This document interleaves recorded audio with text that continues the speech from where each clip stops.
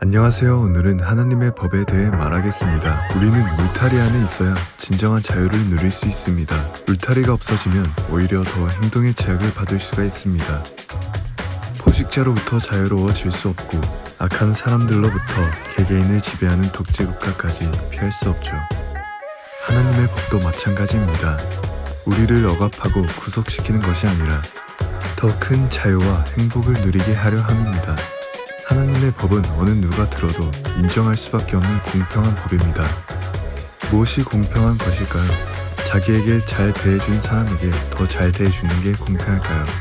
아니면 그냥 뭐가 됐든 다 똑같이 대해주는 것이 공평한 것일까요?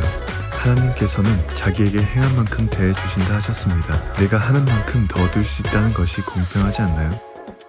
내가 하는 만큼 하나님께서 함께 역사하시고 더 잘되게 하십니다. 그냥 기도만 하고 끝나면 안 됩니다. 구하고 그것을 얻기 위해 행해야 됩니다.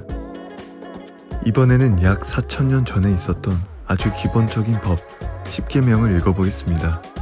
하나님 외에 다른 신을 섬기지 마라. 하나님은 인간을 사랑으로 창조하셨습니다. 나중에 사랑의 창조 목적을 주제로 말하겠습니다. 무튼 인간을 사랑으로 서로 사랑하기 위해서 창조하셨는데 이 뜻이 깨지면 당연히 분노하시겠죠. 아담과 하와 때도 그러했습니다. 그리고 늘 항상 우리에게 사랑을 베풀어 주십니다. 우상을 섬기지 마라. 위 내용과 비슷합니다. 하나님의 이름을 헛되이 부르지 말라. 하나님은 온 세상을 창조한 만왕의 왕이십니다. 그의 이름을 함부로 불러선 안 되겠죠. 우리는 흔히 잘 안 풀릴 때나 원망할 때만 하나님을 찾고 하나님께 한탄합니다. 그래서는 절대 안 되겠습니다. 안식일을 거룩히 지켜라. 안식일은 하나님께서 6일 만에 모든 걸 창조하시고 7일째 되는 날에 잔치하셨다고 했습니다. 그것을 기념하여 7일째 되는 날을 기약하며 먹고 쉬며 거룩히 영광을 돌리는 날로 정했습니다. 내 부모를 공경하라. 살인하지 말라. 간음하지 말라. 도둑질을 하지 마라. 내 이웃에 대하여 거짓 증거하지 말라. 내 이웃의 재물을 탐내지 마라. 5번부터는 지금에 봐서도 당연히 지켜져야 되는 것입니다. 하지만 왜 이것을 이렇게 법으로 정해 놓았을까요? 옛날에는 이런 법이 없었으니까 저런 것들이 아무렇지 않게 행해지고 있었습니다. 오늘날까지도 이어지고 있는 좋지 않는 관습들을 보면 법이 얼마나 중요한지 알 수 있습니다. 그들에게는 그게 당연시 될 수 있습니다.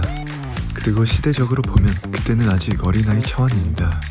제대로 판단할 수가 없었기 때문에 하나님께서는 아기에게 이것저것 가르치듯 기본적인 것들로부터 지키게 하셨습니다. 하나님은 시대가 성장한 만큼 그 시대의 차원대로 말씀해 주십니다. 아기에게 가르쳐야 될 것이 있고 청소년 시기에 배워야 될 것이 있고 어린이 배워야 될 것이 있고 중장년층이 배워야 될 것이 있기에 그때그때마다 합당하게 때에 맞춰 가르쳐 주십니다. 구약이 지나고 신약 때 하나님께서 보내신 예수님이 오셨습니다. 신약의 때가 됐는데 바리새인들은 신약의 주인공이신 예수님께 따졌습니다. 안식일은 아무 일도 하지 말고 쉬어야 되는데 너는 왜 병든 사람을 고치느냐 라고 따졌습니다. 하지만 말씀하셨죠. 너희 중에 어떤 사람이 양 한 마리가 있어 안식일에 구덩이에 빠졌다면 끌어내지 않겠느냐. 사람이 양보다 얼마나 더 귀하냐. 그러므로 안식일에 선을 행하는 것이 옳으니라 하시고 이 외식하는 자들아 안식일이 사람을 위하여 있는 것이요 사람이 안식일을 위하여 있는 것이 아니니 라고 말씀하셨습니다. 그리고 사람을 죽이면 죄고 강간하면 죄가 된다는 등의 법이 있었는데 예수님께서는 마음에서부터 죽이고 강간을 하면 죄가 된다라고 말씀하셨습니다.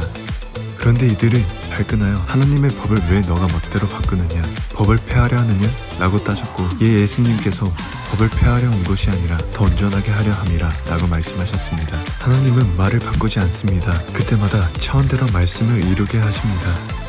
어렸을 때부터 깊은 지식을 가르쳐주면 모릅니다. 하지만 성장하면서 수준이 되었을 때 배워야 이해할 수 있습니다. 아기 때는 위험하니까 싸돌아다니지 않게 일단 붙잡아 둡니다. 그리고 하나씩 가르쳐주면서 때가 되면 독립을 시킵니다. 구약 때 마음에서부터 살인하지 말라 했으면 못 알아먹고 잘 지켜지지 않았을 것입니다. 자신의 생각에 대해서도 잘 몰랐을 것이고 마음이 뭔지도 몰랐을 거니까요.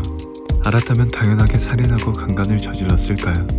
그래서 일단 죄를 저지르는 것을 막기 위해 한 단계 차원을 낮춰서 말씀해 주신 것이죠. 하나님은 딱 한 편입니다. 이편 저편이 아니라 딱 한 편입니다. 선과 악이 아니라 딱 선의 편입니다. 절대적으로 변하지 않는 굳건한 정신이죠. 그렇지만 영원토록 옳은 틀리지 않은 법입니다. 그리고 앞 영상이 쪼개는 것에 대해 말했었죠. 하나님도 선과 악을 쪼개는 역사를 펴십니다.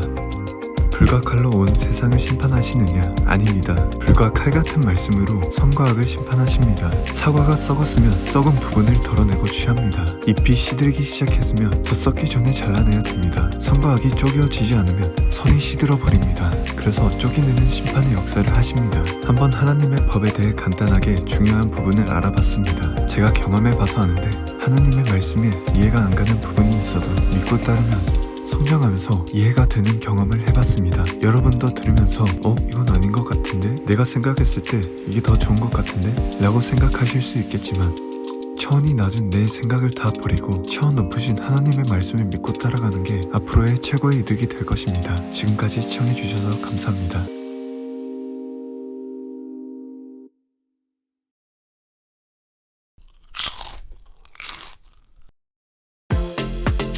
하나님은 항상 때를 잃혀도 오지 않고 지키고 계십니다. 지금 이 시대에도 때가 되어 때에 합당한 말씀을 하시고 계십니다. 지금 이 시대는 어느 시대일까요? 다음은 이 시대에 대해 말하겠습니다.